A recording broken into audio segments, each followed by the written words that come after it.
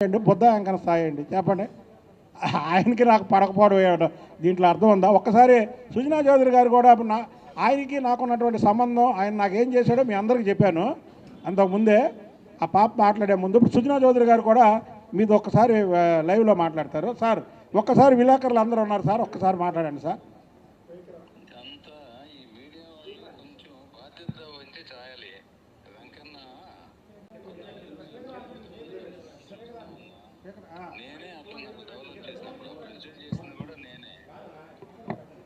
ఆగండి సార్, ఆగండి, వినబడట్లేదు.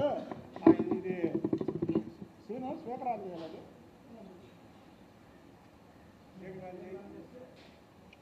సార్ ఇది సార్ కొద్దిగా గట్టిగా మాట్లాడండి సార్. సార్ హలో, కొద్దిగా గట్టిగా చెప్పండి సార్. ఇప్పుడు బుద్ధ వెంకన్న డెవలప్ చేసింది దుర్గమ్మ టెంపుల్. రేపు పొద్దున దసరా వస్తూ ఉంది. ఆ రోజు అతనికి ఉన్న అనుభవంతో కొన్ని చెప్పాడు, అంతకుమించి ఏమీ లేదు. కాబట్టి ఇలాంటి తప్పుడు వార్తలు రాయబాకండి సార్. 2014లో ప్రెసిడెంట్ చేసింది మీరే కానీ నన్ను. అవును అవును అవును. ఒకసారి అవి కూడా చెప్పండి సార్, మీరు ఏమేమి చేశారు నాకు. అదే అవన్నీ తెలుసు కదయ్యా, నువ్వు చెప్పు శుభ్రంగా. నేను చెప్పా వాళ్ళకి. 2014లో ఆయన నాకు పార్టీ అధ్యక్ష పదవి కేసీఆర్ నాని వద్దంటే ఈయన ఇప్పించారు. అలాగే ఎమ్మెల్సీగా ఉన్నప్పుడు కూడా ఈయన ఇన్ఛార్జి, ఈయన రికమెండ్ చేశారు. ఇక్కడ రావడానికి ముందు మీరు నాకు చెప్పి వచ్చారు, నన్ను పక్కన నేర్చారు. అసలు ప్రతి ఒక్కరికి కూడా వెంకన్న సొంతంగా భుజాల మీద వేసుకొని పనిచేశారని చెప్పారు. ఒక్కటి గుర్తుపెట్టుకోండి. బాబు గారు కూడా చెప్పాను నేను, వాళ్ళే ఎమ్మెల్యే ఎలా చేశారు మేరా గారు వెంకన్న అని, చాలా క్రిస్టల్ క్లియర్. ఇప్పుడు మీకు విలేకరులకు ఒకటే చెప్తున్నాండి, సుజనా చౌదరి గారు అనే వ్యక్తి చాలా ఈ నియోజకవర్గానికి రావడం మనందరూ అదృష్టం. ఆయనకి ఇప్పుడు కాదు ఎవరు వ్యతిరేకం అవరు. ఎందుకంటే మీరు అనుకుంటారు సుజనా చౌదరి గారు హై ప్రొఫైల్ మనిషి అని, చాలా లో ప్రొఫైల్ మనిషి. కానీ దయచేసి మా ఇద్దరి మధ్య ఈ అగాధాలు ఇవన్నీ సృష్టించాలని చేయడం ఒకటను, ఒక బీసీ నాయకుడిగా ఆయన మీద అసలు ఆయన ఎవరండి, ఆయన కొండ ఆయన్ని ఢీ కొట్టగలరా ఎవడన్నా? తప్పండి, అది కరెక్ట్ కాదు. అంటే మీకు చెప్తున్నా, మీ విలేకరులందరికీ నా మనస్తత్వం తెలుసు కాబట్టి. Sir thank you sir. నేను వీళ్ళతో మాట్లాడుతున్నా. చెప్పారు కదా ఆయన ఏమని, చంద్రబాబు గారికి కూడా వాళ్ళు క్యాండిడేట్లాగా పనిచేశారండి.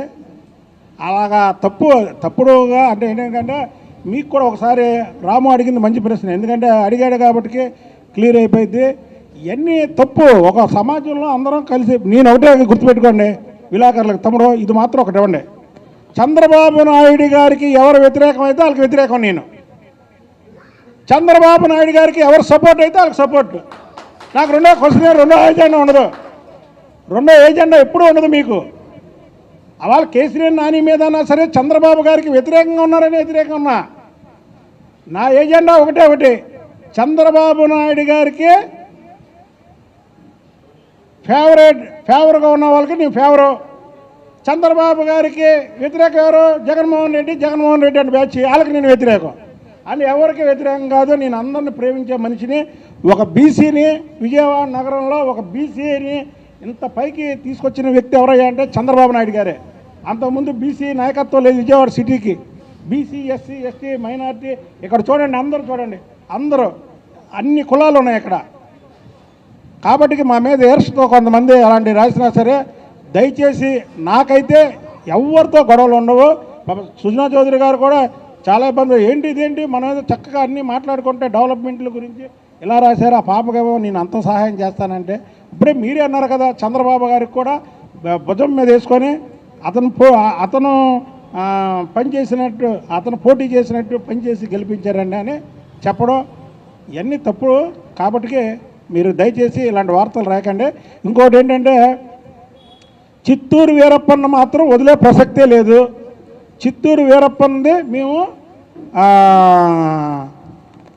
సిఐడికి ఇవ్వమని రేపే డీజీపీకి నేను లేఖ రాస్తా.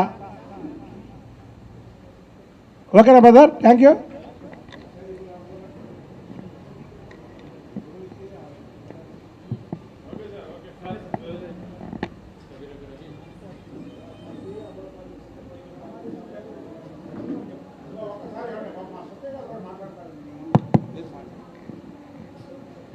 అందరికీ నమస్కారం.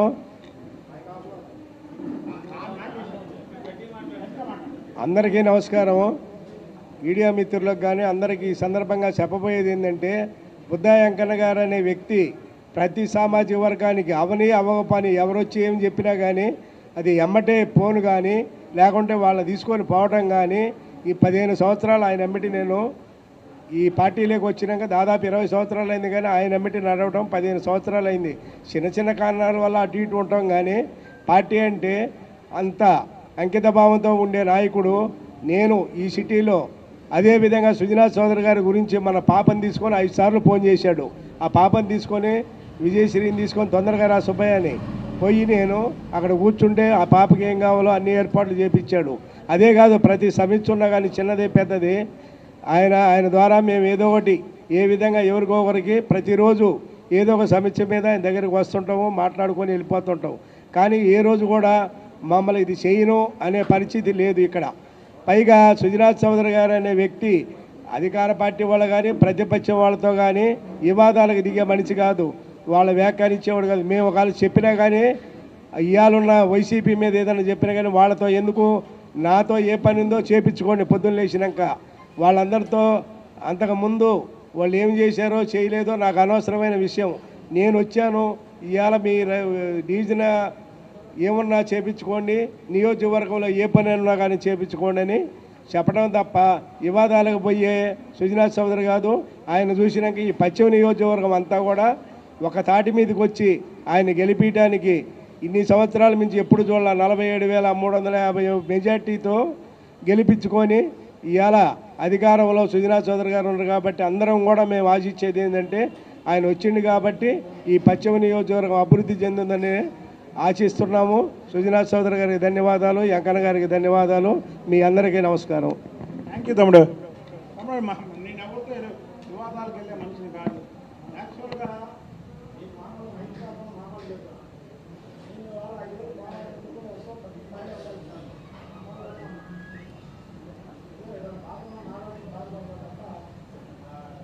నాకు చంద్రబాబు నాయుడు అనే వ్యక్తి దేవుడితో సమానం. ఆయన ఎవరు సపోర్ట్ చేస్తే నేను ఆయన సపోర్ట్ చేస్తాను, ఆయన ఎవరు వ్యతిరేకిస్తే వాళ్ళు వ్యతిరేకిస్తాను. నా ఎజెండా రెండోదే ఉండదు. ఓకే